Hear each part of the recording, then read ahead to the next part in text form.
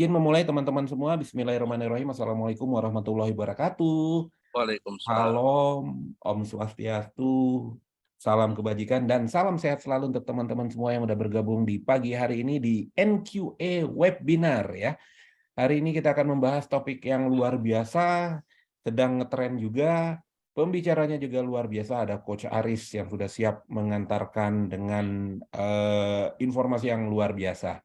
Teman-teman siapkan kopi, teh, panganan kecilnya, jangan kemana-mana, jangan tinggalkan laptopnya, jangan ngedip juga karena informasi yang akan diberikan ini daging semua ya. Tadi pagi-pagi Pak Amin udah ngomong supnya, jadi saya kayak pengen langsung ke Batam nih ya untuk nyoba supnya ya. Oke, sebelum memulai sedikit ada aturan ya. Online rules-nya adalah teman-teman tolong gunakan nama yang sesuai. Kalau kemarin mungkin laptopnya dipakai anak atau dipakai pasangannya, mungkin bisa di-rename lagi, gunakan nama yang sesuai, sehingga nanti Coach Aris memanggil sesuai dengan namanya. Dan kalau teman-teman mau menggunakan background yang sama dengan saya dan Coach Aris, monggo silakan, karena ada acara puncak nanti, ada foto bersama di akhir, supaya lebih seragam. Nah, teman-teman akan kita mute ya. Namun nanti kalau ada pertanyaan atau ingin ditanyakan, bisa menggunakan chat terlebih dahulu, dan kalau kita ada waktu, mau langsung tanya jawab, nanti kita bisa langsung buka unmute, dan bisa langsung bertanya ke Coach Aris. Itu aturan webinar kita di pagi hari ini. Nah, cerita sedikit mengenai NQA. NQA adalah badan sertifikasi ISO. Bisnis utama kita adalah melakukan audit dan menerbitkan sertifikat ISO bagi klien-klien kami yang direkomendasikan. Ya, itu salah satu bisnisnya. Salah dua bisnisnya adalah kami juga melakukan assessment. Nah, yang lagi happening sekarang karena banyak perusahaan-perusahaan besar yang ternyata kena hack, kena gangguan secara IT security-nya. Salah satu yang lagi happening adalah kayak pen testing, VA, dan DA ya, Diagnostic Assessment. Itu adalah produk-produk yang kami jual di assessment services. Kami juga punya divisi training. Nah, salah satu modul yang kami lakukan adalah setiap hari Sabtu seperti pagi hari ini adalah webinar. Namun kita juga punya modul-modul lain yang terkait dengan ISO dan cyber security modul. Terakhir kami punya divisi software. Kami jualan software, softwarenya lebih related ke improvement software. Jadi kalau ada teman-teman yang ingin meningkatkan kinerja perusahaannya, ada beberapa software pilihan yang sudah kami seleksi yang bisa digunakan untuk dalam rangka meningkatkan kinerja perusahaan. Ini singkat padat mengenai NQA. Data lainnya, kita udah 34 tahun lebih di bisnis yang sama. Kita punya klien 55.000 lebih dan beroperasi di 90 negara termasuk Indonesia. Hasil survei kepuasan pelanggan, mereka cukup happy dengan layanan kita. Kita juga ada karyawan kurang lebih 1.000 di seluruh dunia. Oke. Event pagi hari ini teman-teman ya free alias tidak berbayar. Jadi monggo ajak teman-teman semua, ajak adik semua, kakak dan lain-lain karena topiknya luar biasa karena tidak berbayar alias free. Namun kalau teman-teman ingin mendapatkan sertifikat seperti yang di kanan, ada sertifikatnya, ada nilai CPD-nya kurang lebih setengah hari. Kemudian ada pengen materinya juga, materinya nanti teman-teman bisa pelototin luar biasa, materinya sangat terstruktur sekali. Nah, ada sedikit investasinya nggak besar, hanya Rp150.000 saja. Teman-teman bisa mendapatkan e-sertifikat dan e-material. Caranya gampang, tinggal di foto barcode yang ada di tengah. Teman-teman nanti akan terkoneksi ke Mbak Siva dan tinggal order sertifikat dan e-materialnya. Nah, pembahasan hari ini ya, pembicaranya sekali lagi adalah Pak Aris Rastrinarto ya. CHRM. Wah, ini gelarnya monggo nanti Pak Aris jelaskan langsung. Beliau ini adalah trainer saya, tutor saya, ya, dan juga senior saya. Kita sama-sama anak mesin, ya, anak grogol katanya. Dan hari ini kita ditemukan kembali dalam rangka untuk sedekah ilmu, ya. Beliau akan sharing banyak terkait dengan ilmunya kepada teman-teman. Oleh sebab itu, mohon teman-teman bisa perhatikan dengan seksama sehingga memperoleh banyak manfaat dari sharing singkat setengah hari ini. Oke, ini modulnya saya serahkan langsung ke Bro Aris ya. Silakan Bro, langsung digunakan Coach Aris untuk materinya. Silakan, waktu dan tempat kami serahkan ke Coach Arif. Terima kasih Coach Putra. Assalamualaikum warahmatullahi wabarakatuh. Selamat pagi teman-teman semuanya. Benar kata Pak Putra, jangan lupakan kopi cemilan. Karena pagi ini kita sambil ngobrol-ngobrol dan saya minta interaktif dari teman-teman semua.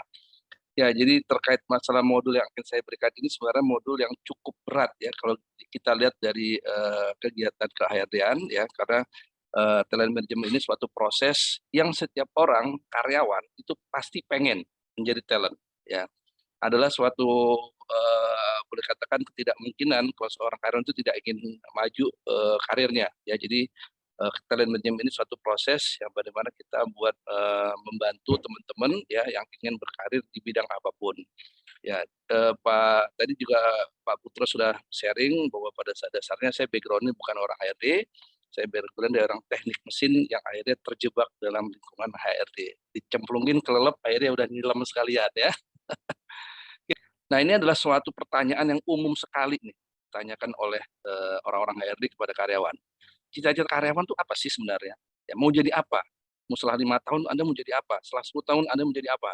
Ya, itu pertanyaan-pertanyaan sebenarnya mendasar sekali. Dan banyak juga karyawan yang menjawabnya ragu-ragu atau entah mungkin dia nggak pede ya.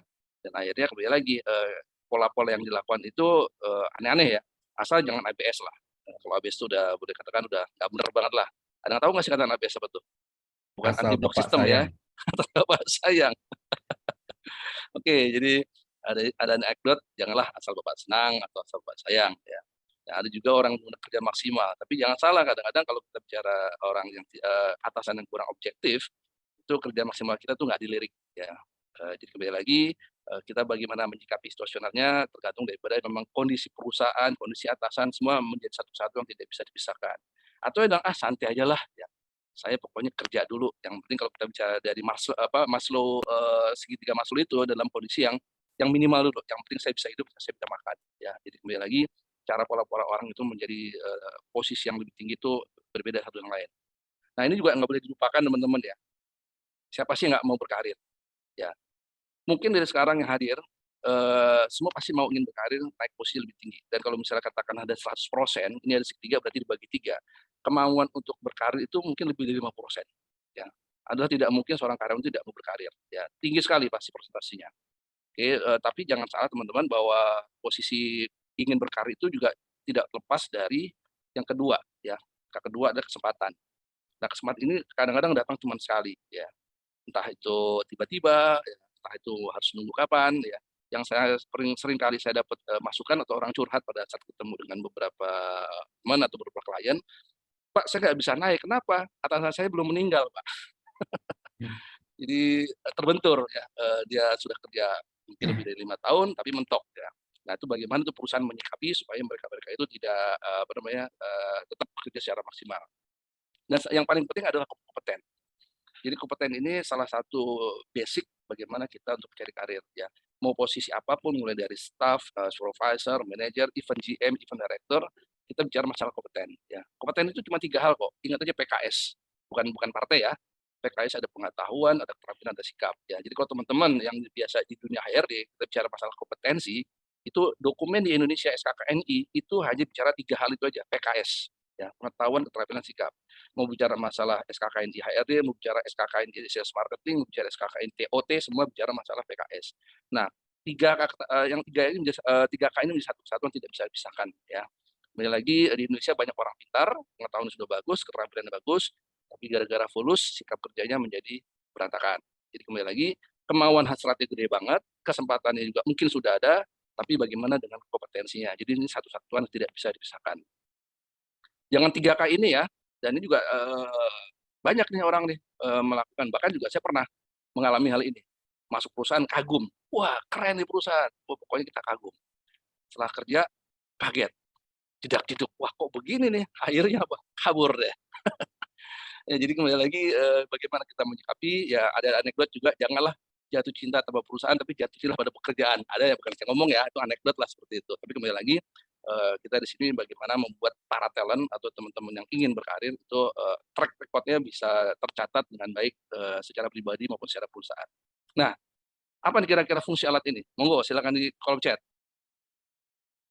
Monggo, ini fungsi apa teman-teman? Tolong ditulis di chat ya. Menyaring, menyaring, menyaring. Wow, semua Ya, menyaring. semua menyaring, benar ya. Kayaknya memfilter, oke. Ya, saringan, Saringan betul. teh, ada saringan. Ya, fungsinya menyaring ya.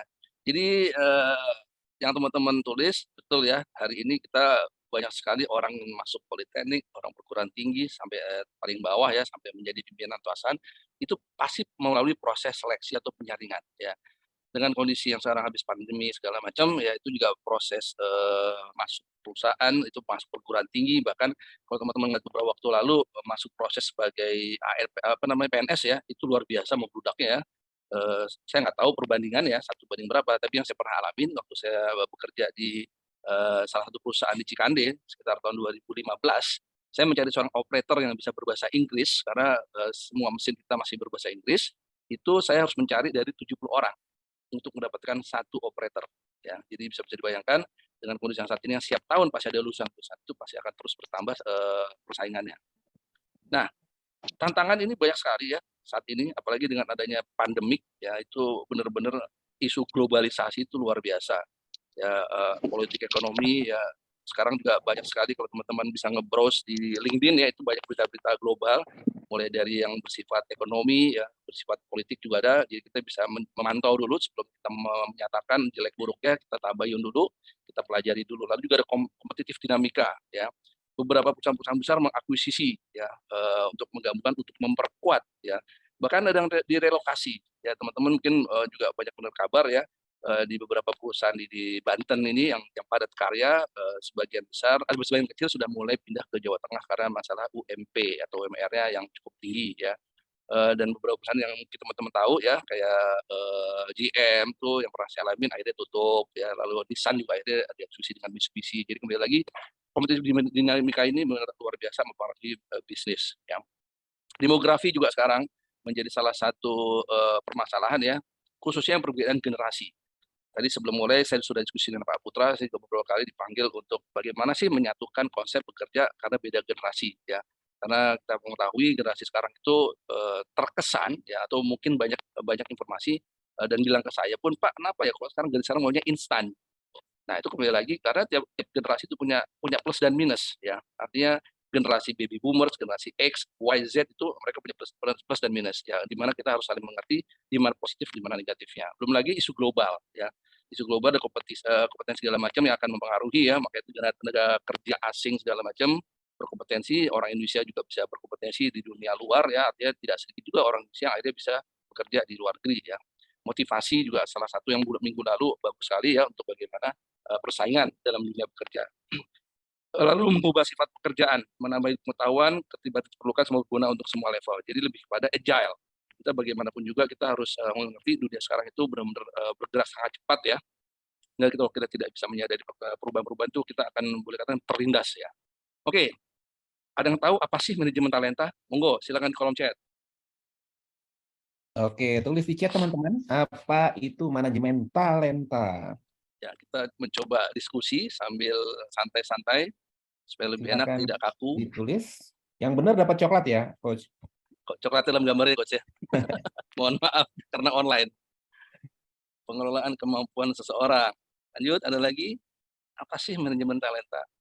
Kan sering nih digadang-gadang nih, ayo talent manajemen, manajemen talent, high potensial, manajemen trainee. Wah, itu apa tuh kira-kira? Monggo, silakan teman-teman. Ya, Apa itu manajemen talenta? Tulis di chat. Salah nggak apa-apa. Yang benar dapat coklat nanti. Gambar ya, gambar coklat. optimalisasi potensi yang. Oh, kita satu tadi lupa aku kelewatan coach. Kita belum mengenal berapa orang hadir sama di bagian apa. Oh, oke. Monggo, Ya, nanti bisa nggak ditanyakan. masalah. Ya, ya. Memilih dan mengembangkan pemimpin, pengelolaan talent perusahaan, pemimpin serba bisa. Ya. Oke, oke. Talent bakat manajemen PDCA. Oke, terima kasih atas responnya. Saya lanjutkan dulu kepada presentasinya. Ya, apa sih manajemen talenta itu sendiri? Ya, boleh katakan simpelnya, seperti bahasanya ini aja pada umumnya. Jadi, manajemen talenta adalah proses konstan yang melibatkan dan mempertahankan karyawan yang berkualitas tinggi, mengembangkan keterampilannya, dan terus memotivasi untuk selalu menjaga serta meningkatkan kinerjanya. Jadi yang namanya masuk kategori talent itu persyaratannya bukan bukan mudah ya, tapi juga tidak sulit ya. Tapi memang benar harus benar-benar terjaga ya kualitasnya. Nah, apa sih kualitas yang harus dijaga ya? Bagaimana sih motivasinya ya, sama bagaimana meningkatkan kinerjanya itu menjadi satu kesatuan yang tidak bisa dipisahkan sehingga orang HRD harus bisa memantau. Nanti kita juga ada beberapa file-file ya sebagai alat bantu untuk memapping bagaimana kita memilih atau menentukan orang-orang yang bertalenta tinggi untuk memajukan perusahaannya.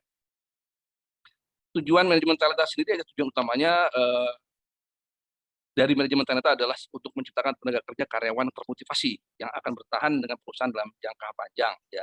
Tadi kalau Pak Putra mengatakan saya kok banyak sekali pengalaman saya di banyak perusahaan ya, artinya kan terkesan saya tidak betah ya. Ya itu motivasi orang beda-beda ya, tidak bisa satu sama lain. Tapi ada juga orang satu perusahaan dari awal sampai pensiun. Ya salah satunya adalah kakak saya. Dia mulai masuk kerja sampai pensiun di satu perusahaan. Saya bingung, kok bisa betah ya? Ya. Jadi kembali lagi passion-nya orang itu beda-beda ya, tapi bahwa tidak ada yang salah, saya tidak mengatakan pindah perusahaan itu salah atau satu perusahaan salah, artinya kembali pada passion tersebut ya. Kita akan mengetahui bahwa kita merasa nyaman bekerja adalah kita sendiri. Bagaimana kita menghadapi situasional perusahaan atasan dengan tim kita, hanya kita bisa sendiri yang bisa mengatasi ya. Artinya bahwa perusahaan itu punya karakteristik yang berbeda-beda ya. Tapi kalau kita bicara fokus pada manajemen ternyata kurang lebih demikian, kita mempertahankan orang-orang yang bagus bagaimana supaya terus berkarir di perusahaan yang bekerja. Catatan di sini ya, cara yang tepat ini setiap perusahaan pasti akan beda. Jadi apa yang saya sharekan ini belum tentu pas juga dengan sebuah perusahaan, mungkin perusahaan elektronik, mungkin juga pas juga untuk perusahaan yang bersifat perusahaan family ya. Jadi tergantung daripada sifat atau besar bisnis perusahaan itu sendiri. Manfaatnya adalah memberikan kesempatan ya untuk maju di bidang karir, ya mendapatkan apresiasi penghargaan, meningkatkan komitmen karyawan, dan terusnya yang paling sulit ya menjaga motivasi karyawan.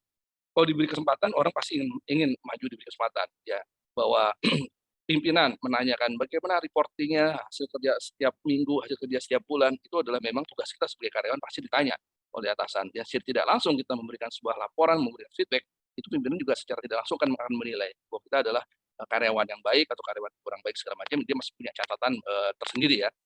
Mendapatkan apresiasi tentunya dengan teman-teman yang masuk kategori talent ini, pingin sekali ya dihargai. Wah, saya masuk talenta nih, kira-kira perusahaan memberikan apa ya? Apakah memberikan sesuatu dalam bentuk uang ataukah memberikan suatu benefit non uang ya? Itu beda-beda. Jadi kembali lagi pride-nya orang yang masuk manajemen talenta itu harus benar dijaga oleh perusahaan supaya menurut dia merasa bahwa dia dibutuhkan ya. Tapi bukan berarti akhirnya menyombongkan diri sendiri, tapi lebih kepada penyadaran diri bahwa mereka itu masuk dalam kotak yang talent management ya. Komitmen.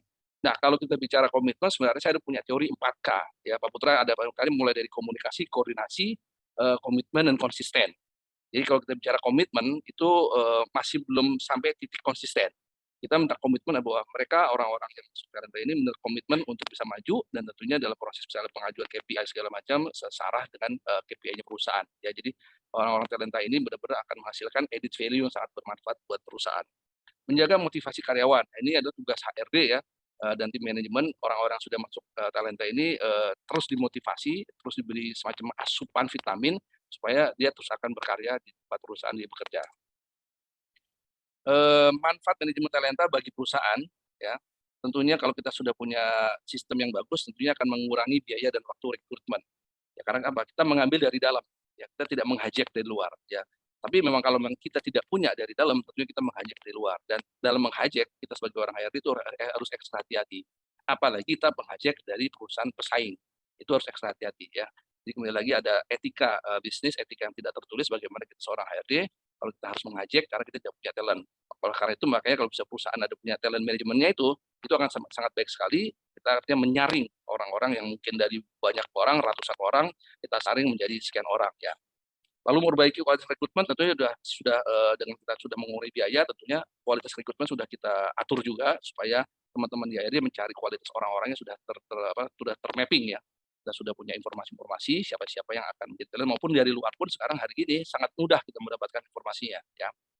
Lalu menumbuhkan loyalitas karyawan ya, tentunya dengan adanya orang-orang masuk ke program high potensial atau manajemen trainee itu kita bisa melihat loyalitas karyawan itu bagaimana ke depannya. Lalu meningkatkan retensi karyawan tadi sudah saya singgung ya, bagaimanapun juga orang the best ini akan ditahan untuk tidak keluar dari perusahaan. Tentunya ujung-ujungnya adalah no gain no pain, istilahnya bahwa tidak ada suatu yang sakit dulu ya, semua sakit dulu untuk meningkatkan suatu profit ya. Karena perusahaan memilih orang the best itu ujungnya adalah bisnis, di mana perusahaan itu harus profit. Nggak mungkin lah perusahaan itu tidak profit terus akhirnya jalan terus ya. Kecuali misalnya perusahaan-perusahaan baru memang pasti butuh waktu ya untuk sampai tingkat profitable-nya memadai. Membentuk role model. Nah, ini bukan suatu hal yang sangat mudah, teman-teman ya. Role model ini kalau kita belajar dari teori dari EFQM, European Foundational Quality Management, ini role model ini banyak kriterianya. Ya, sangat-sangat tidak mudah ya untuk menjadi role model. Tapi bukan berarti tidak bisa, hanya cukup waktu untuk menjadikan role model. Karena cukup banyak persyaratannya ya kalau kita belajar literatur terkait masalah role model. Oke, berikutnya adalah mengapa dilakukan. Ada yang pernah dengar VUCA? Silakan. VUCA itu apa? Di chat monggo.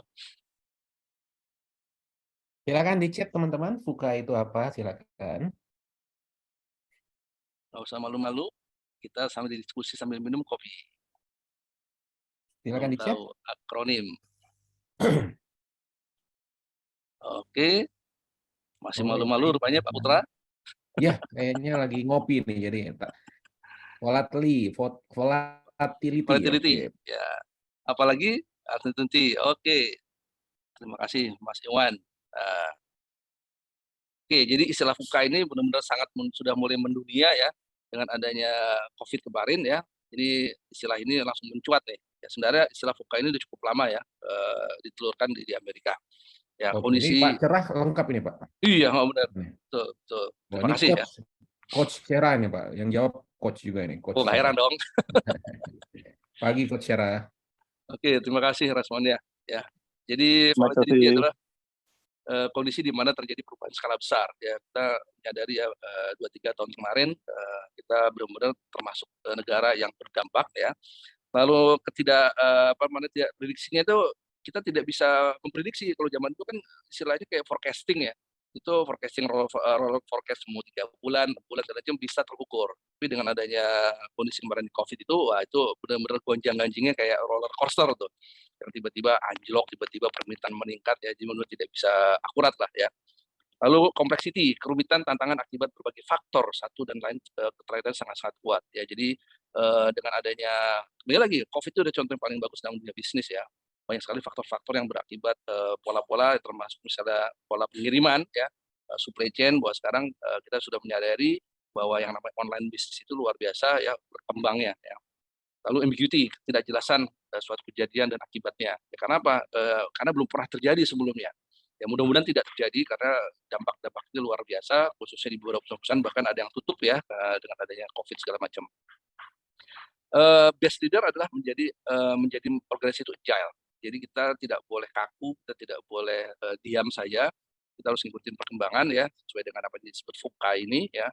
Jadi organisasi itu juga agile. Organisasi agile tentunya juga leadernya juga harus agile. Jadi kembali lagi shaping atau ilmu pengetahuan leader itu sendiri harus berkembang. Jadi tidak boleh kaku bahwa wah saya orang engineering hanya mikirin orang engineering, saya orang HRD hanya mikirin HRD. Itu hari ini sudah tidak bisa. Jadi terpaksa orang HRD itu mungkin harus belajar ilmu yang lain. Terpaksa orang engineering itu harus belajar ilmu yang lain. Ya, jadi kembali lagi fleksibilitas tinggi ya. Bahkan saya pernah ketemu dengan orang supply chain yang tadi dia punya 15 tim, tiba-tiba diturunkan menjadi 3 orang. Jadi bisa bayangkan dari 15 orang menjadi 3 orang, di bayangan mereka akan sulit sekali, tapi dengan adanya motivasi, dengan adanya semacam booster di perusahaan, memang sakit di awal, tapi alhamdulillah dengan berbagai macam alat bantu, tooling-toolingnya, tools-nya dengan sistemasinya, dengan digitalisasi, akhirnya mereka bisa survive juga ya. Oke, nah ini, hindari ini. Jangan merasa terlena nurjana atau masuk di area comfort zone. Karena udah masuk area comfort zone, teman-teman, itu sangat-sangat bahaya sekali. Orang tidak menyadari bahwa kita itu dalam kondisi yang kita bunuh diri sebenarnya di comfort zone itu ya. Mungkin teman-teman bisa baca buku Who Moved My Cheese ya, itu buku di era tahun 2000-an awal ya. My Cheese itu sangat bagus sekali. Itu menggambarkan bagaimana kita tidak boleh terlena, bahwa perusahaan juga tidak boleh terlena. Ya. Nah, kalau kita bicara masalah talenta itu sebenarnya gabungan ya, kembali lagi dari 3K. Kompetensi, komitmen, sama kontribusi. Oke, saya sudah punya kompetensi sebagai manajer A, manajer B. Sesuai dengan kompetensinya, bagus semua, soft skill, hard skill-nya. Bagaimana komitmennya untuk menjalankan itu semua? Nggak cukup, bagaimana kontribusinya? Arti kontribusi ini benar-benar tidak untuk departemen sendiri, tapi benar-benar untuk perusahaan. Nah, itu yang kita lihat bahwa talenta itu memang suatu orang yang memang tidak boleh memikirkan untuk diri maupun departemen sendiri, tapi lebih kepada bagaimana sikap ini untuk memajukan perusahaan. Oke, proses manajemen talenta sebenarnya nggak sulit kok, ya, maaf, sebenarnya cuma 4 ini aja pada umumnya ya. Banyak teori mengatakan ada 5, 6, 7 setengah jam, cuma apa yang pernah saya lakukan, saya nggak mau terlalu rumit menggunakan teori manajemen talenta, karena semakin rumit tentunya akan menyulitkan juga secara prosesnya. Tentunya pertama di proposal, nominasi, validasi, dan karir dan pengembangan. Nah, kita coba masuk satu persatu, apa sih proposalnya ya. Setiap tahun ya para manajer pasti akan meninjau kandidat-kandidat di internal kita, di organisasi, dan membuat proposal siapa sih yang mau kita ajukan. Nah, tentunya sebelum kita masuk proposal, perusahaan itu harus punya dulu mekanisme manajemen talenta itu sendiri ya. Kita dimulai dari proposal. Lalu bisa dilakukan pada saat performance appraisal. Nah, jadi kalau misalnya kita pengen tahu talenta, tentunya diharapkan perusahaan ini sudah punya mekanisme KPI yang bagus ya. Bahwa KPI itu merupakan satu turunan dari strategi organisasi sampai KPI. Jadi nyambung semua. Jadi tidak mengatakan bahwa KPI saya A tapi tidak nyambung dengan strategi perusahaan. Itu kurang tepat. Nah, itu kita harus mengetahui bahwa proses review itu berjalan bisa 6 bulan sekali, bisa setahun 2 kali, atau bahkan misalnya yang rigid memang harus monitor bisa 3 bulan sekali. Lalu pastikan struktur organisasi ya, posisi-posisi yang telah disepakati oleh top manajemen ya, uraian pekerjaan bagaimana, persyaratan jabatan tersedia termasuk kompetensi jabatannya. Nah, ini semua dokumentasi ini kita harus punya dulu semua. Karena kalau kita tidak punya job desk yang clear, kita tidak punya kompetensi dalam posisi jabatan, tidak punya alih jabatan yang jelas, itu akan sulit sekali kita melakukan proposal atau mengajukan pada pimpinan ya secara objektif ya. Di sini kita bicara masalah tidak bicara masalah umur, tidak bicara masalah orang kerja 10 tahun, 5 tahun, 20 tahun, dari sini belajar objektif pada orang-orang yang memang untuk masuk kategori manajemen talenta itu sendiri. Nah, ini contohnya adalah pastikan dulu ya bahwa kita harus punya posisi-posisi yang benar-benar dikatakan posisi yang krusial. Di sini saya gambarkan contohnya ada posisi X dan Y yang warna kuning, itu kita anggap misalnya posisi yang sangat krusial. Jadi kita harus memilih dulu atau menetapkan bahwa orang-orang yang kita masukkan manajemen talenta ini benar-benar orang-orang yang akan menduduki posisi krusial atau memang orang kondisi yang memang dibutuhkan. Contohnya apa? Misalnya si X ini orangnya sudah umur 54 tahun, yang sebentar lagi akan pensiun. Tentunya kita harus cari orang penggantinya. Ya, lalu misalnya orang-orang yang mempunyai spek tinggi sekali ya, misalnya sebuah perusahaan yang menggunakan resep makanan atau produk yang menggunakan resep, tentunya orang quality ini yang harus kita jaga supaya produknya selalu konsisten. Misalnya si Pak Y ini ya, dia harus benar-benar memahami bagaimana menjadi orang talent untuk bisa suatu saat menggantikan orang-orang yang bisa membuat resep-resep tersebut. Jadi memang kita harus memetakan dulu ya. Untuk posisi-posisinya silakan saja ya, mulai dari supervisor sampai GM ya, tergantung daripada kesepakatan top manajemen dalam menentukan posisi-posisi yang ada di struktur organisasinya. Ya, posisi jabatan sudah mendekati masa pensiun ya, atau mungkin 3-5 tahun ke depan kita sudah punya proyeksi, kembali gitu pertanyaan di awal ya, kita sebagai karyawan 5 tahun ke depan itu akan menjadi apa. Lalu berikutnya posisi yang mungkin jabatannya sedang kosong ya, mungkin tiba-tiba kosong karena meninggal dunia ya, atau tiba-tiba orang kabur ya tanpa alasan, juga itu menjadi suatu kondisi banyak perusahaan yang akhirnya kebingungan cari talenta-talenta yang tiba-tiba kabur. Lalu itu jadi saya sudah singgung ya, posisi kunci dalam sebuah proses automation atau pembuat resep dalam sebuah produk. Ya apalagi sekarang zaman 4.0 ya, itu orang-orang yang automation itu sangat-sangat dicari ya. Saya pernah meng-hire seorang automation di mana saya meng-offernya itu offer paketnya itu di atas harga rata-rata. Kenapa sih begitu? Saya bilang sama top manajemen bahwa kalau kita nggak mengunci dengan harga yang spesial, orang ini akan kabur setelah mereka dapat ilmu baru dari perusahaan kita. Jadi misalnya saat itu rata-rata harga untuk automation engineer berkisar di antara 10 sampai 15 juta, kita menghire untuk orang itu sampai di angka 20 juta. Dengan catatan paling nggak 3 tahun ke depan orang ini nggak bisa kabur. Karena kalau dia mau kabur, dia apply, ditanya sama perusahaan yang apply, bahwa dia udah gaji 20 juta, sementara market hanya maksimal 15 atau 17 juta, dia akan sulit untuk kabur dari perusahaan. Nah, ini strategi-strategi ini kembali lagi masuk dalam kategori manajemen talenta. Kita masuk nominasi sekarang ya, dari proposal lalu menjadi nominasi ya. Hal yang harus dipertimbangkan selama nominasi adalah kinerjanya orang itu bagaimana ya, bagaimana pelaksanaan terhadap nilai kepemimpinan perusahaan dan potensi pengembangan. Jadi kembali lagi kinerja itu dipantau terserah perusahaan apakah membuat peraturan bahwa masuk kategori talenta itu 2 tahun harus dalam posisi nilainya A atau mungkin harus 5 tahun dalam posisi nilainya B, itu terserah daripada kesepakatan perusahaan itu sendiri ya. Lalu juga catatan ya tadi saya sudah singgung, di sini kita tidak bicara masalah usia, senioritas, gender itu kita jangan masukkan dalam kategori penilaian ya, takutnya menjadi subjektif atau menjadi jadi rancu terhadap penilaian orang-orang yang kita akan kategorikan talenta. Kinerja talenta harus dipertimbangkan dalam jangka panjang karena konteks bisnis dapat mempengaruhi pencapaian kinerja dalam jangka pendek. Nah, orang kembali lagi naik turun komitmennya, ibarat iman itu naik turun ya, sementara bisnis jalan terus di masa depan. Nah, ini harus kita sinkronisasikan ya, yang namanya bisnis itu kalau kita sudah punya ISO itu setiap tahun pasti ada pembahasan ya. Begitu juga dengan kinerja ya, kinerja si orang-orangnya ini tentunya juga kita harus kasih booster, kita kasih vitamin supaya tetap termotivasi, dan tentunya kinerja itu harus selalu dengan tujuan perusahaan itu sendiri.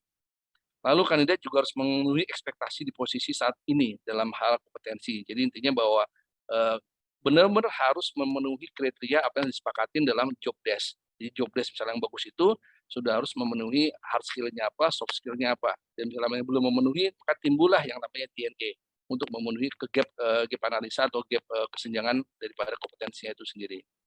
Nah, memvalidasi ya kualitas kepemimpinan membantu mengevaluasi potensi pengembangan kandidat. Tentunya memang kita talent itu kita mencari calon pemimpin masa depan. Jadi memang leadership-nya itu boleh dikatakan harus mumpuni.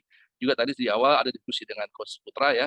Saat ini lagi booming nih yang disebut namanya situational leadership ya. Karena leadership itu banyak banget ya. Teori leadership itu banyak banget. Ada teori Maxwell, ada teori leadership apapun segala macam. Pokoknya kalau kita literatur di internet itu bagus semua. Pertanyaannya, apakah bisa masuk di Indonesia? Apa bisa masuk semua jenis leadership di Indonesia? Ya, karena budayanya beda, ya, budaya komunikasi beda. Ya, jadi kita tidak bisa menyampaikan apa yang bagus di luar negeri itu langsung kita adopt di Indonesia. Ya, itu saya beberapa kali kerja di perusahaan multinasional, itu kita harus ekstra hati-hati. Ya, mereka bagus punya konsep, tapi pada saat ditaruh di Indonesia, kita pasti akan memberikan suatu beberapa mungkin additional tambahan ya, karena budayanya beda. Bagaimana approach pada karyawan. Ya, jadi kembali lagi leadership itu bagus, bagaimana kita memupuk dan kita harus bisa menyaring juga leadership apa yang kira-kira cocok untuk perusahaan dan ada di Indonesia. Ya. Berpikir apakah kandidat menggunakan institusi penilaiannya, apakah dia menangani operasi secara besar-besar, kebijakan penilaian. Nah, ini sebenarnya bagian daripada poin-poin penilaian kira-kira orang-orang ini masuk nggak nih dalam kategori apa namanya talent ya. Mungkin kalau teman-teman di HRD yang sudah masuk dunia CNB ya, Commission and Benefit ya, itu akan paham sekali bagaimana kita melihat struktur skala upah itu berdasarkan daripada pengetahuan, lalu ada stressful-nya, lalu bagaimana kita menangani safety aspeknya. Nah, ini sama juga di level talent. Kita punya semacam kriteria-kriteria memvalidasi apakah orang-orang ini memang masuk nggak kategori talent dengan berbagai pertanyaan yang bisa kita develop. Ini contoh 1-2 pertanyaan saja yang mungkin nanti berguna atau mungkin silakan direvisi. Paling nggak kita sudah punya bagaimana memvalidasi bahwa orang ini benar masuk nggak kategori talent untuk perusahaan tempat kita bekerja. Ya, karena pertanyaan bisa sangat-sangat bisa berubah ya, fleksibel sekali pertanyaannya. Masih divalidasi juga ya kesadaran diri ya, apakah kandidat sadar akan kekuatan sendiri serta mengetahui area yang perlu diperbaiki. Nah, ini juga kita harus membantu kalau kita sebagai pimpinan di perusahaan kita melihat ada orang bagus ya, dan tentunya kita menyadari ngasih tahu ke mereka ya bahwa Anda bagus dengan cara polanya kita internal komunikasi ya, dan ingin menjadikan talent, maka kita juga harus membantu mereka mengembangkan diri ya. Nanti mungkin step terakhir bagaimana kita mengembangkan diri. Orang-orang masuk talent ini benar-benar harus kita bukan kita anak maskan, tapi kita perhatikan ya. Beda ya anak maskan dan kita perhatikan suatu yang beda. Kalau anak mas itu benar-benar apapun dia. Tapi kalau kita perhatikan orang talent, kita memperhatikan bahwa dia akan menjadi suatu pembinaan yang baik. Lalu menerima umpan balik ya, apakah kandidat terbuka terhadap kritik, apakah kandidat terus-menerus ingin berkembang. Nah, ini kembali lagi bagaimana mengapresiasi mereka dan validasi, kita bisa minta bantuan ya ke pihak eksternal. Contohnya ada MBTI, ada DTI, ada personality test ya. Silakan menggunakan apa namanya metode-metode psikotest atau segala macam istilah itu buat membantu teman-teman HRD buat memvalidasi dia sampai level mana ya. Sehingga kita secara internal perusahaan kita sudah mengetahui kira-kira gap-nya ada di mana ya. Learning-nya, apakah kandidat beradaptasi secara efektif dengan situasi baru dan belajar dengan cepat dari situasi tersebut. Nah, ini kembali lagi ke FUKA tadi ya. Jadi agile ini sekarang benar-benar juga menjadi satu patokan ya, tidak boleh kaku, kita harus penuh fleksibilitas terhadap dunia bisnis ya.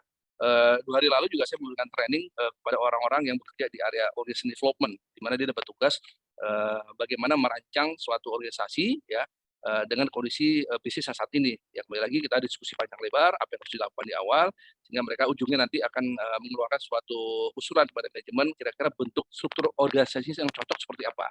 Dan itu berdampak sangat luas ya, berdampak sangat luas. Bisa ada struktur berubah, ada pengurangan orang, tapi bukan berarti harus di-PHK ya, artinya benar-benar restrukturisasi. Lalu ada ketangguhan sendiri, apakah kandidat mempertahankan kinerjanya di bawah tekanan dan ketidakpastian. Ini kembali lagi mental calon-calon leader ini dapat istilahnya, kalau saya menggunakan istilah sandwich ya, sandwich syndrome. Ya, sebagai pimpinan itu ditekan dari atas, juga di-push dari bawah, makanya sandwich syndrome. Itu tidak bisa dipungkiri ya, kalau kita menjadi seorang pimpinan yang punya atas dan punya bawahan, itu merasa bahwa tertekan atas bawah itu sudah luar biasa ya, apalagi ditambah dari samping. Misalnya kita orang HRD, tekanan di samping dari teman-teman dari mungkin dari serikat pekerja, itu juga bisa menjadi satu stressful ya bagi teman-teman di HRD. Nah, karir ya, kita harus juga memikirkan nih, kita sudah memvalidasi, tapi jangan lupa dulu, kita harus nanya dulu ke kandidatnya nih, ya, karir Anda mau kemana? Ya, tadi di awal kita diskusi dengan Pak Putra, kita sama mesin, tapi sebicara karir, itu udah melenceng jauh gitu. Bahkan saya punya teman senior SMA saya, dia lulusan S2 mesin dari Amerika. Ya, tapi dia bekas menjadi salah satu direktur HRD di HM Sampurna di era tahun 2000-an. Ya, saya ketemu di Surabaya, saya bingung, loh Anda kan S2 di Amerika mesin, kenapa saya jadi HR direktur Sampurna gitu. Jadi kembali lagi rupanya passion itu timbul pada saat bekerja. Nah, pada saat kita menentukan talent, ya jangan lupa kita harus ketemu mereka. Mereka karirnya kemana? Ya, dan juga dipaksakan kalau mereka jalurnya mau spesialis, oke, kita kan bantu spesialis. Orang itu generalis, kita bantu spesialis. Tapi kembali lagi, posisi yang dia inginkan ada nggak di perusahaan? Krusial nggak di perusahaan? Nah, artinya kita semacam kayak itu ya, kayak semacam bermain dengan catur ya, memilih-milih orang supaya tepat sasaran, memilih-milih orang supaya nanti pengembangan karir juga jelas. Jadi saya gambarkan di ini ada berbagai macam panah ya, itu bisa kemana-mana ya. Ya, artinya kita harus mengetahui juga bahwa dan sesuai dengan undang-undang negara ya. Saya masih belum hafal undang-undang cipta kerja, tapi undang-undang yang 13 itu mengatakan bahwa kalau kita memberikan suatu karir, memberikan suatu training, kita harus memperhatikan keinginan si karyawan itu sendiri. Ya, tidak boleh perusahaan itu ketok palu, pokoknya kamu harus ke sana. Memang iya, misalnya yang harus mutasi, harus rotasi adalah hak prerogatif daripada perusahaan. Tapi kembali lagi dampak kalau ada sedikit pemaksaan itu akan mempengaruhi pada output dari karyawan itu sendiri. Jadi karir karyawan juga harus perlu diperhatikan. Nah, identifikasi kandidat harus mengarah pada pengembangan yang jelas, dukungan karir, untuk setiap kandidat juga bersangkutan kita harus merespek bahwa janganlah dipaksa kalau memang dia tidak mau ke arah sana, tapi kita mencoba menjadi mediator yang baik ya. Untuk membantu jalur karirnya ada beberapa tindakan nyata yang dapat dilakukan ya, partisipasi dalam program pelatihan secara pengembangan, ya saran organisasi karir ini yang tadi bahwa kita harus ketemu dengan kandidatnya, kita harus ngomong, harus ada sumbang saran segala macam, untuk memberikan spirit, memberikan motivasi agar mereka mendapatkan atau menghasilkan kinerja yang selalu maksimal. Masih juga karir dan pengembangan ya, setiap kandidat harus mendapat manfaat dari IDP itu sendiri. Karena nggak ada gunanya kalau kita sudah men-training karyawan, tapi nggak guna juga sih bagi orangnya. Ya istilahnya wasting money ya. Nah ini juga harus dirasakan bahwa mereka juga direspek oleh perusahaan, diberi kesempatan berkembang sesuai dengan passion-nya. Lalu talent harus menyusun bersama dan manajernya baik dari proses penilaian tahunan. Jadi kembali lagi bahwa yang namanya PA ini ataupun KPI itu adalah sebenarnya top down ya, top down instruksi penilaian karyawan harus seperti ini karena tidak boleh keluar dari strategi perusahaan. Tapi akan lebih baik bila mana memang disepakatin bersama sehingga ada kesepakatan di awal bahwa Anda adalah orang posisi ini punya target seperti ini lalu ditandatangani bersama. Jangan sampai benar-benar otoritasi full dari manajer sehingga nanti pada saat penilaiannya si karyawan bilang, "Loh Pak, saya nggak pernah tahu Bapak menilai saya seperti ini." Ya, itu juga akan berakibat fatal bila mana proses penilaian ini tidak dilakukan secara bersama-sama. IDP harus mengambil perspektif yang luas tentang kemungkinan tindakan pengembangan maksudnya ya, pengembangan karyawan maksudnya. Jadi penugasan itu bisa masuk dalam proyek ya. Contohnya saya sendiri pernah ngalamin ya dalam sebuah perusahaan, tiba-tiba saya dipanggil sama top manajemen, saya diberi tugas sebagai project manager sebuah bikin bangunan untuk perusahaan.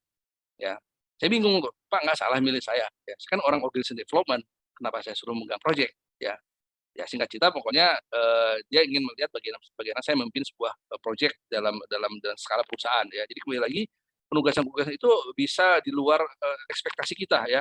Tapi tentunya manajemen punya alasan tertentu memasukkan kita dalam sebuah project ya. Lalu partisipasi dalam tim proyek pada proyek untuk bisnis, ya, lalu partisipasi dalam program pelatihan yang ditargetkan untuk mengembangkan keterampilan tertentu, ya. Lalu juga ada pembinaan dan lain-lain. Jadi kita juga bicara misalnya perusahaan itu perusahaan grup, tentunya perusahaan grup itu juga punya suatu semacam learning development, ya, bagaimana menggabungkan beberapa perusahaan di mana masing-masing perusahaan ini punya karakteristik, misalnya orangnya harus sama, lalu bagaimana konsepnya bekerja juga harus sama, mereka harus dalam satu semacam kayak kawah candra di muka untuk belajar sama-sama. Tentunya untuk mengembangkan keterampilan mereka untuk mengembangkan lagi kembali kepada area tempat dia bekerja. Nah, ini juga program mentor juga tidak kalah penting ya teman-teman. Jadi kandidat harus juga bisa mendapatkan keuntungan dari seorang mentor jika mereka menginginkannya. Ya, mentor adalah seorang senior yang lebih tinggi posisinya. Tolong catat ya bahwa mentor ini akan lebih baik di atas posisinya dan bukan atasan langsung. Ya, karena kalau atasan langsung sebagai mentor, aku tuh akan jadi bias. Ya, artinya dia sudah tahu plus minusnya sehingga akan menjadi ambigu ya dalam suatu diskusi tim. Misalnya mentor itu adalah orang yang bukan atasan langsung tapi lebih atas lagi, ya tentunya dia akan membantu bagaimana menyikapi sebuah pola pikir ya untuk menjadi seorang atasan. Karena biasanya mentor itu dia memberikan challenge kepada si mentinya ya. Beda dengan coaching ya. Kalau coaching boleh katakan ada proses pendampingan. Ya, jadi kalau menti ini benar-benar orang di-challenge dan dilihat bagaimana dia bereaksi. Dia lebih saya mungkin mengatakan kastanya lebih tinggi ya kalau mentor ya dibanding coaching ya. Karena dia sudah lebih dilihat bagaimana pola berpikir, pola bertindaknya. Beda dengan konseling. Kalau konseling itu ada dia pernah buat salah. Nah, buat salah artinya di konseling dulu supaya dia kembali ke jalan yang benar, baru ntar di coaching ataupun di mentor ya. Nah, komunikasi sangat penting ya, merupakan kerangka kerja memfasilitasi diskusi manajemen dan tim SDM serta mendorong konsistensi seluruh proses proposal appraisal. Nah, ini kembali lagi HRD memegang kendali dalam proses proposal appraisal. Apa persyaratannya, berapa lama cara menilainya, keseragaman mengatakan bahwa dia bagus nilainya, nilai A, nilai B atau exit hasilnya itu menurut semua orang yang sebagai pimpinan itu harus mengerti dulu konsep bagaimana proposal appraisal dilakukan.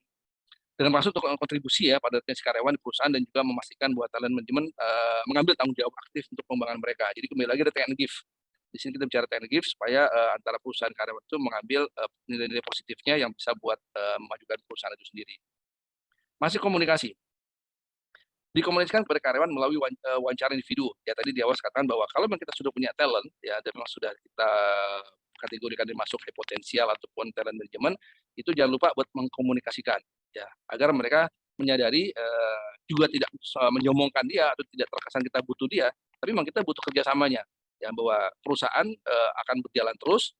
Anda seorang yang kita nilai dengan data-data seperti ini, dengan data yang tadi ada denominasi ya, dia proposal segala macam, ada bukan satu orang yang bisa menjadi talent, ya ayo kita akan kerjasama, kita akan mendevelop Anda jadi seorang begini, itu harus dikomunikasikan ke awal. Nanti ada file-file contoh yang kira-kira bisa membantu untuk meng-guide supaya orang masuk talent itu tetap dalam posisi yang top performance ya. Nah, juga ada inspirasi karyawan. Jadi benar-benar kita nanya mereka apakah berminat dengan jalur ini, apakah berminat dengan posisi ke depan ini, bisa jadi mereka akan pindah bagian, dan nanti juga ada contoh-contoh file bagaimana menggambarkan kemungkinan orang akan pindah jalur dari jalurnya itu sendiri. Lalu manajemen menganggap karyawan tersebut memiliki potensi untuk berkembang dalam organisasi dan atau merupakan elemen kunci bagi bisnis. Nah, itu tadi yang sudah di awal bahwa ada posisi-posisi tertentu yang sudah kita kategorikan menjadi suatu posisi penting sehingga karyawan ini paham ya bahwa dia dibutuhkan untuk posisi tersebut suatu saat bila mana memang dibutuhkan. Masih komunikasi ya, kandidat juga harus mengerti ya, akan mengerti tentang manajemen talenta. Jadi bukan berarti hanya manajemen tapi orang yang terlibat dalam proses talenta juga dia harus tahu prosesnya seperti apa sih, berapa lama sih kita mencapai titik apa yang kita harapkan. Kandidat akan memahami ya tentang karirnya juga ya. Jadi tadi di awal saya sudah sempat singgung bahwa yang namanya karir orang itu harus kita dengar juga aspirasi, jangan sampai kita menentukan atau memilih orang-orang yang tidak sesuai dengan ekspektasinya dalam dia berkarir.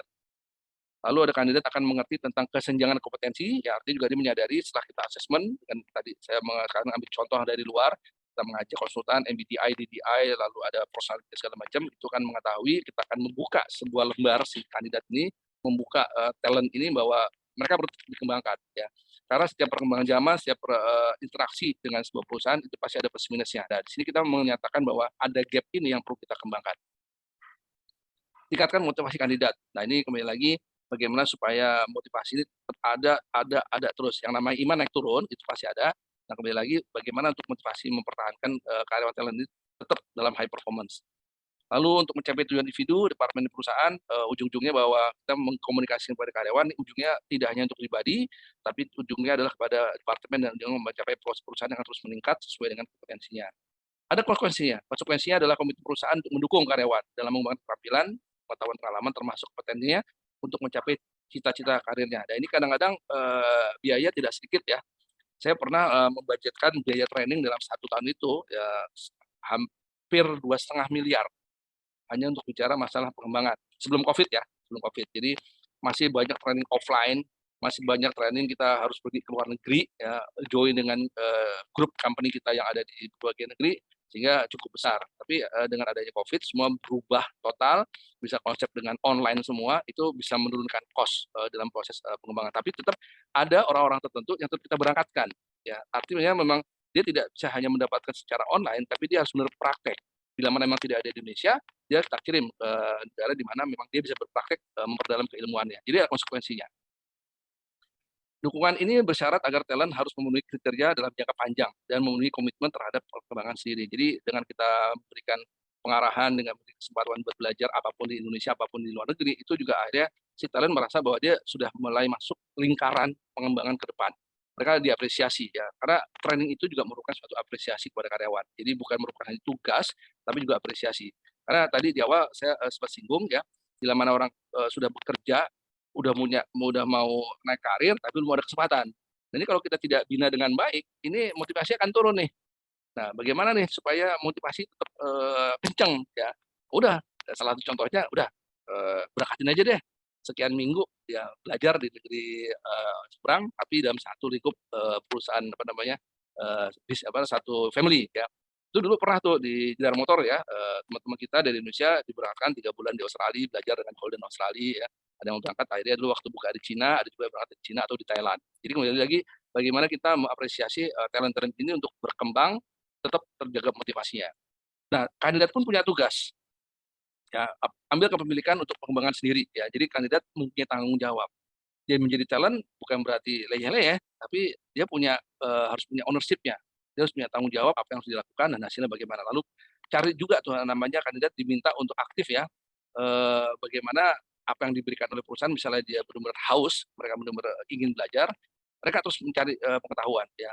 Kalau istilahnya pimpinan saya dulu adalah crack your head. Ya, crack your head artinya kita tekan otak kita untuk terus mencari peningkatan atau pengembangan atau mencari suatu hal di mana kita bisa terus eksistensi dalam belajar. Jadi kandidat tidak boleh menyerah dalam proses pembelajaran. Lalu bersikap realistis tentang kemampuannya, pengembangan dan langkah karirnya. Nah ini yang paling terakhir nih ya, bersabar ya. Karena lagi-lagi yang tadi saya singgung bahwa kesempatan itu kadang datangnya besok, kadang datangnya 2 tahun, kadang datangnya 10 tahun. Nah itu tidak bisa si kandidat kadang-kadang tidak bisa nebak ya. Tapi bila mana perusahaan yang sudah punya planning ya paling nggak tergambarkan. Kira-kira untuk posisi ini berapa tahun, posisi ini berapa tahun ya. Oke, ini ada beberapa contoh file. Nanti kita habis ini kita coba latihan mengisi ya. Nah, ini salah satu contoh bagaimana kita mereview KPI ya. Banyak format-formatnya. Ini adalah satu format yang pernah saya lakukan ya di sebuah perusahaan ya. Di sini ada objektifnya terkait masalah EBITDA. Jadi seorang HRD pun harus mengerti EBITDA. Ya, mungkin untuk level yang HRD staff, HRD supervisor tidak perlu mengerti EBITDA, tapi sebagai pimpinan HRD itu harus mengerti EBITDA. Karena apa yang kita lakukan di perusahaan itu akan menunjang output dari perusahaan ya. Dengan kita merekrut karyawan-karyawan yang tepat sasaran, itu tentunya akan menghasilkan profit yang tepat guna ya. Itu juga ada EBITDA-nya bisa dihitung.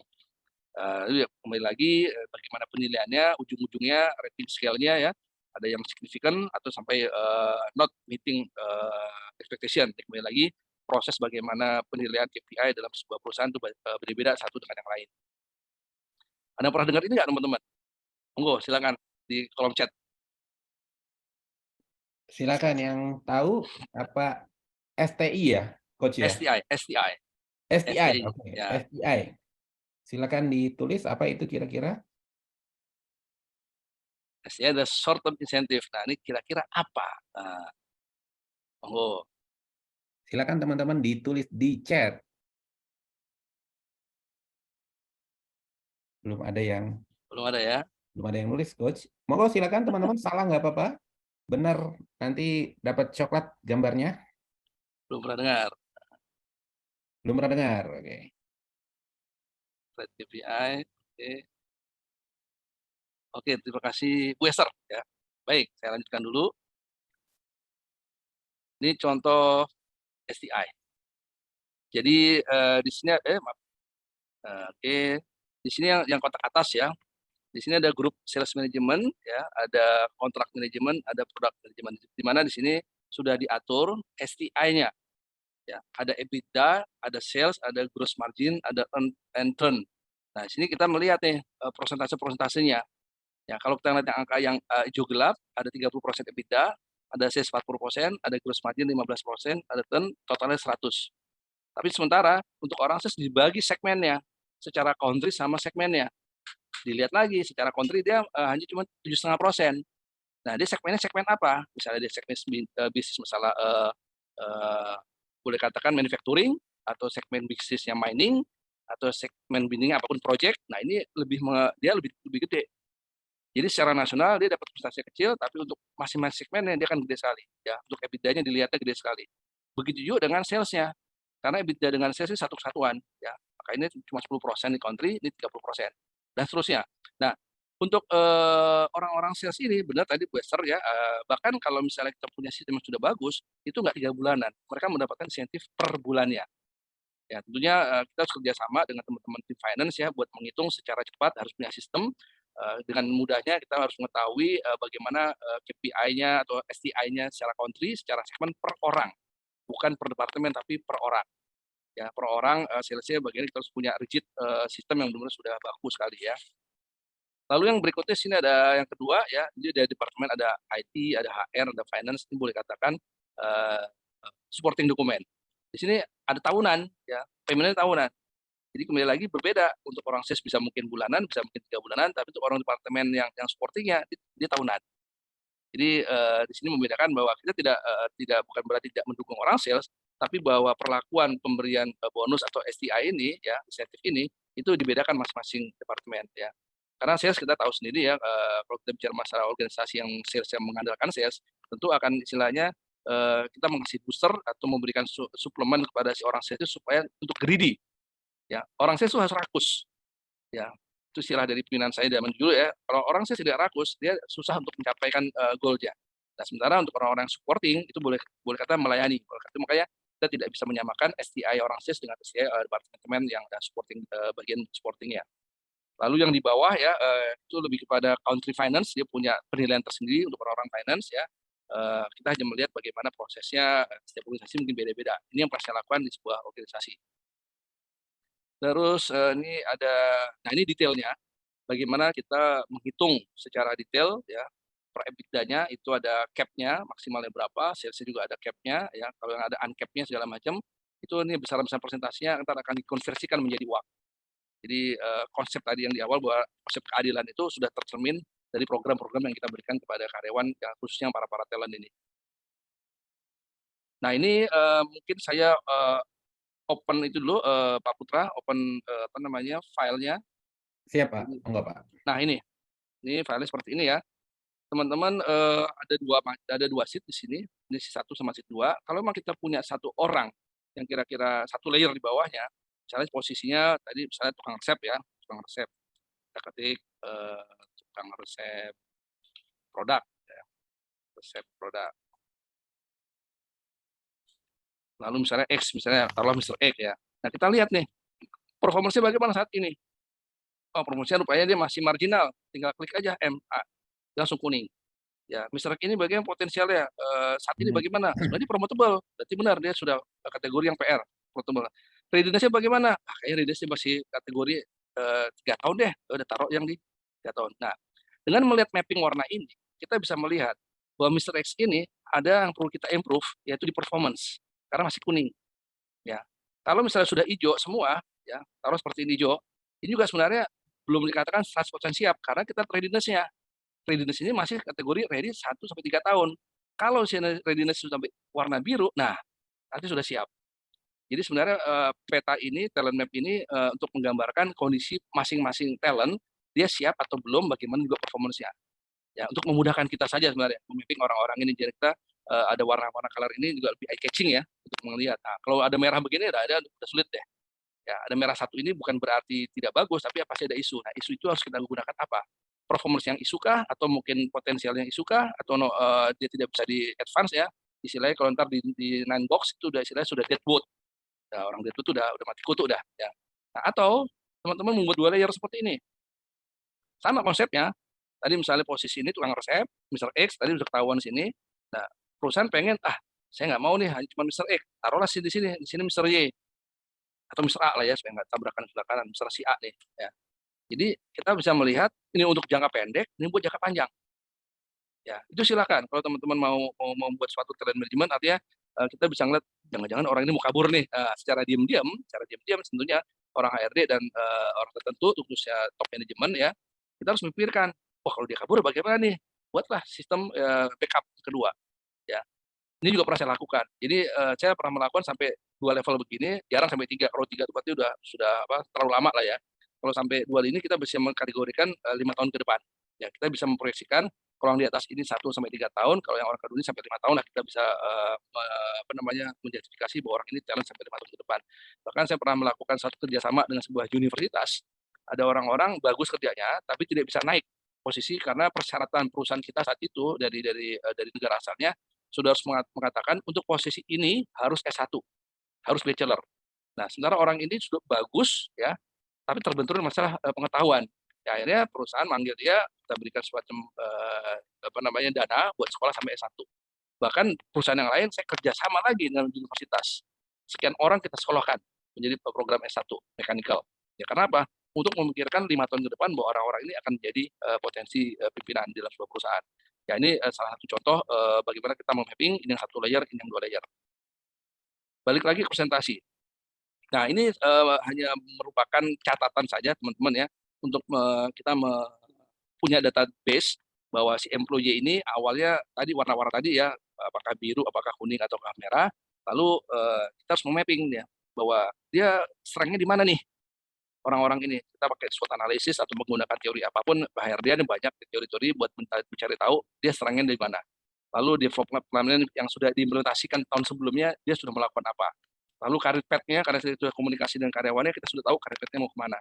Ya. Lalu ada last year development plan-nya, jadi terkait ya, development plan implemented sama last year development plan. Jadi kita matchingkan. Sepakat nggak nih? Atau sudah dijalankan semua atau belum? Nah, yang di kotak merah, ini artinya improvement ke depannya yang kita isi ulang. Ya, setiap tahun kita review, 6 bulan kita review, tergantung daripada kemampuan organisasi ya, silakan saja. Tapi buat strategi-strategi ini memang harus kita lakukan kepada si talent itu sendiri. Bahkan sampai retention strategi. Kita tulis ini nih ya. Dan ini semua kita lakukan dengan atasannya si karyawan dan atasan dan karyawannya sendiri. Jadi dia tahu bahwa dia masuk kategori talent, ini penilaiannya seperti ini ya.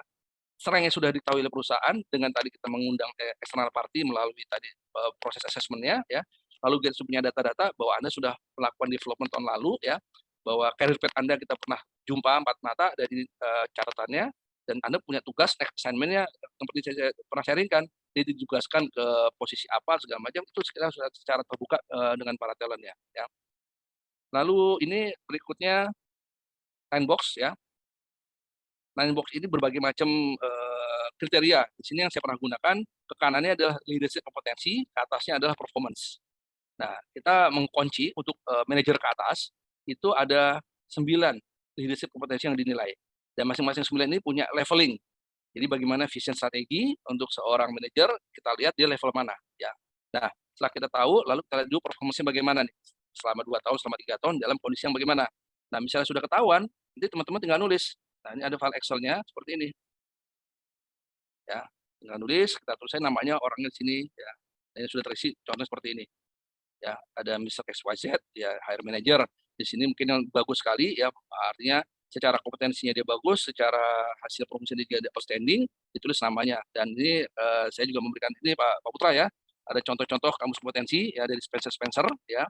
Ada juga lagi teman-teman kalau mau dari internet, ini bagus juga nih, Lominger soft skill, ini free download ya, Lominger soft skill. Ya, silakan saja, kita ingin bermain dengan kompetensi, kita buka dulu teman-teman mau melihat ya seperti apa sih contoh kamus kompetensi. Nah, ini banyak sekali ya. Oh, dijelaskan ya, definisinya apa, ya skalanya juga sudah ada semua dari 0 sampai 4, sampai 5 bahkan sampai 7, tergantung daripada jenis kompetensinya, ya silakan saja nanti digunakan untuk keperluan talent management di tempat-tempat teman bekerja. Ada juga yang maaf nih warnanya harusnya kuning ya, yang penilaiannya yang ke kanan performance, yang sini potensial. Kalau tadi performance yang di sini, yang di arah sumbu Y, di sini performance sumbu X. Sumbunya ada potensial. Bagi saya sama saja, ya. Tergantung dari perusahaan. Tadi di awal saya katakan bahwa sistem-sistem ini bisa dipakai perusahaan atau mungkin tidak bisa dipakai perusahaan. Tergantung daripada teman-teman menggunakan mau pakai yang ini boleh, pakai ini juga boleh. Atau tidak menggunakan dua-duanya, pakai yang cara lain juga boleh. Tapi intinya kita memonitor bagaimana orang-orang tersebut, ya. Ini juga ada file contohnya. Nah ini harusnya warna kuning. Sorry, bukan yang ini, satu lagi. Oh, udah saya rubah jadi kuning. Ya. Jadi kembali lagi kita memapping ini semua. Dan dulu pengalaman saya ya dalam bekerja, untuk orang-orang dalam kondisi yang di hijau di sini, itu tidak lebih dari 5% dari popularitas. Ya, tidak lebih dari 5% popularitas. Jadi untuk menyaring orang benar-benar yang top position ini, itu 5% ya. Di sini sekitar 10 sampai 15 kurang lebih. Ya. Yang paling kalau Oktober maaf 10 sampai 15%, ya. Yang paling banyak itu di sini. Tengah-tengah itu antara 30 sampai 40%. Tapi lagi-lagi ya, penentuan 5%, 10, 15, 30, 40 tergantung dari perusahaan bagaimana mau menentukannya. Dan persyaratannya apa yang dinilai juga kembali lagi perusahaan yang punya hak prerogatif bagaimana menilai para kandidat-kandidat talent ini semua ya. Ini saya memberikan 2 contoh dengan 2 macam perbedaan bagaimana kita membuat sandbox talent manajemennya. Lalu berikutnya nih ada lagi, nah ini bagian kita memantau perkembangan daripada si talent itu sendiri ya. Ini juga ada file Word-nya sudah disiapkan. Ya, jadi kita memantau orang-orang ya dia berada di mana. Ya, ini rating ini kita mengacu kepada gambar yang ada di sini. Jadi ngeling nih gambar Ninebox ini dengan yang file ini itu ngeling. Jadi kalau Ninebox itu bicara masalah mapping-nya, kalau yang file ini kita bicara masalah raportnya si orang ini. Ya. Kita tahu dia berada di B2 ya, lalu kita bicara masalah SWOT ini kondisinya sebagai technical engineer ya. Lalu potensial provokansi bagaimana? Kalau low artinya apa? Di aman. Ya, posisi ini bukan posisi yang bahaya bila ditinggalkan, misalnya seperti itu ya. Nah, lalu di sini ada operation role, sementara dia tadinya ada sales support. Nanti saya katakan nih orang beda jalur nih, ya dari sales support menjadi operational role. Nah ini hasil diskusi dengan si karyawan bahwa dia ke depannya dia nggak mau di sini terus, dia mau pindah ke bagian operation role. Nah silakan saja, tentunya akhirnya pimpinannya memberikan suatu komen. Nah ini juga silakan saja teman-teman silakan berkreasi bila mana kita ingin memapping karyawannya dalam konteks Ninebox sudah ketahuan ada di mana bisa menggunakan ini atau bisa menggunakan yang ini. Lalu akhirnya orang-orang yang masuk kategori itu dibuat laporannya dalam bentuk Word ini. Ya, ini semacam laporannya. Ya, ada nama orangnya, ada atasannya, ya, karena terlibat dari awal bahwa dia ada seorang talent. Lalu kita mapping, ya, ini bisa menjadi merah nih ya, potensi performa bisa merah bila mana memang orang-orang itu kategori yang tadi di awal saya sebutkan bahwa posisinya memang posisi krusial. Nah, itu bisa jadi merah benderanya karena memang high. Kalau memang di orang pergi secara tiba-tiba, bisnis akan goyang. Oke, selanjutnya, oke, Pak Putra, alhamdulillah semua materi, semua contoh-contoh file, alhamdulillah sudah saya sampaikan. Oke, teman-teman, karena waktu juga luar biasa. Wah, Mungkin sudah. banyak sekali yang ingin bertanya, tapi karena waktu juga kita harus mengakhiri. Sebelumnya ada yang ingin saya paparkan ya. Sebentar, izin coach, saya tampilkan. Oke, di sesi tanya jawab kita sudah selesai tadi ya. Yang ingin bertanya nanti bisa langsung japri ke Coach Arif, nanti beliau akan berikan nomornya sehingga teman-teman bisa langsung diskusi ke beliau ya. Nah, sekali lagi teman-teman, event yang pagi hari ini gratis alias tidak berbayar. Namun jika teman-teman ingin memiliki sertifikat seperti yang di kanan, kemudian ingin memiliki materi tadi yang dipaparkan luar biasa, plus bonusnya ada beberapa file Excel ya, Coach Aris ya. Teman-teman bisa gunakan Coach Excel itu udah dibuatkan template-nya dan tinggal digunakan di otak-atik, diisi dengan data yang teman-teman mau sesuai tadi dengan yang didemokan oleh Coach Aris. Jadi sekali lagi bisa dapat sertifikat, dapat materi ini, dan ada beberapa file Excel yang teman-teman bisa gunakan. Nah, untuk mendapatkan itu ada sedikit investasi yaitu sebesar Rp150.000 ya. Teman-teman tinggal foto atau capture barcode yang ada, nanti teman-teman akan terhubung ke Mbak Siva, silakan order ke Mbak Siva. Jadi sekali lagi, event ini nggak berbayar, tapi jika ingin mendapatkan 3 hal tadi, silakan foto barcode dan terkoneksi ke Mbak Siva. Kita juga butuh inputan teman-teman semua, tak ada gading yang tak retak. Kita pengen improve dari waktu ke waktu. Jika ada masukan, silakan tolong berikan masukan yang sebaik-baiknya ke kami, sehingga kami bisa melakukan improvement. Caranya dengan memfoto barcode yang ada, dan tolong diisi form evaluasi untuk pelatihan yang pagi hari ini. Ya, monggo silakan difoto dulu dan kasih inputan ke kami untuk melakukan perbaikan. Oke, terima kasih teman-teman untuk foto dan jempolnya. Terakhir, ada kata penutup dari Coach Aris, mungkin bisa meresume Coach Aris terkait dengan talent management. Silakan Coach Aris. Ya, terima kasih Coach Putra dan teman-teman yang sudah hadir sampai siang hari ini ya. Mengenai talent management memang suatu proses yang liku-likunya itu saya katakan ada berpolitik ria di dalamnya. Ya, artinya bahwa tadi sudah kita diskusikan dampak-dampak dari owner, dampak-dampak dari teman sejawat kita pun, bahkan dampak-dampak dari serikat pekerja itu boleh jadi akan berpengaruh pada proses talent management itu sendiri. Cuman bukan berarti kita sebagai orang HRD itu menyerah, karena sifat orang HRD adalah melayani. Ya, jadi apapun yang terkait masalah orang dalam suatu perusahaan, kita tidak boleh lepas dalam proses mencari solusinya. Jadi boleh katakan think out the box selalu untuk mencari bagaimana win-win solusi dengan berbagai macam pihak, nggak cuma dari owner, nggak cuma dari karyawan, bahkan juga sampai pihak eksternal, bahkan ke instansi pun kita harus berani bernegosiasi, bahkan dengan pihak-pihak berwenang ya, berwajib, kita juga harus berani melakukan suatu boleh katakan approach secara baik dan mereka. Jadi ujung-ujungnya bahwa orang HRD itu berpikiran yang tidak ada matinya. Jadi semoga pertemuan yang penuh berkah ini bisa berguna buat kita semua. Dan terakhir saya ucapkan mungkin mohon maaf bila mana ada 1-2 kata yang kurang berkenan di Bapak dan Ibu semua. Terima kasih Coach Putra. Oke, thank you banget Coach Aris. Teman-teman yang ingin menghubungi Coach Aris sudah tulis itu di chat ya. Nomor handphone beliau di 0812 107 6097. Jadi saya ulang 0812 107 6097. Silakan kalau masih ada yang kurang-kurang dan ingin ditanyakan langsung ke Coach Aris, bisa menghubungi beliau. Izin ya Coach Aris, bisa langsung direct ya ke Coach Aris ya. Oke. Berakhir juga waktu kita, saudara-saudara, teman-teman semua, karena waktu kita harus selesaikan event yang luar biasa ini. Saya tutup dengan ucapan terima kasih atas kehadiran teman-teman semua. Sampai ketemu di next event di hari Sabtu besok. Mudah-mudahan bermanfaat buat kita semua. Saya tutup dengan mengucapkan Assalamualaikum warahmatullahi wabarakatuh.